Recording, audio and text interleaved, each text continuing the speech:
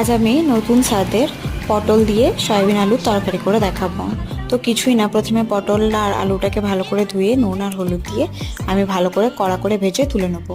অন্য একদিকে আমি সয়াবিনটাকেও জল ঝরিয়ে ভালো করে নিগড়ে জল নিগড়ে সেটাকেও আমি নুন আর একটু হলুদ দিয়ে ভেজে তুলে নেবো। এরপর আমি একটা পেস্ট বানিয়ে নেবো। এখানে দেখে নিন ইনগ্রেডিয়েন্টগুলো। এরপর একটা কড়াইতে আমি লঙ্কা আর ফোড়ন দিয়ে সেই পেস্টটাকে আমি কষাতে দিয়ে দেবো। পেস্টটাকে আমি অনেকক্ষণ ধরে কষাবো। পেস্টটাকে যত কষাবেন ততই কিন্তু খেতে টেস্ট হবে। যখন তেল ছেড়ে আসবে তখন এর মধ্যে আমি গুঁড়ো মশলা দিয়ে দেবো, হলুদ গুঁড়ো, জিরে গুঁড়ো, ধনে গুঁড়ো আর অল্প একটু লঙ্কার গুঁড়ো। এটা লাল লঙ্কার গুঁড়ো, ঝাল লঙ্কার গুঁড়ো না কিন্তু। এবার যখন মশলা থেকেও ভালো করে তেল ছেড়ে দেবে, কষানো হয়ে যাবে, তখন আমি ভাজা সব জিনিসগুলোকে দিয়ে অনেকক্ষণ ধরে খুব ভালো করে কষাবো। কষানো হয়ে গেলে তো আবার কি, রেডি আমাদের সয়াবিন আলুর তরকারি। যখন ফুটে আসবে তখন ওপর থেকে একটু গরম মশলা দিয়ে গরম গরম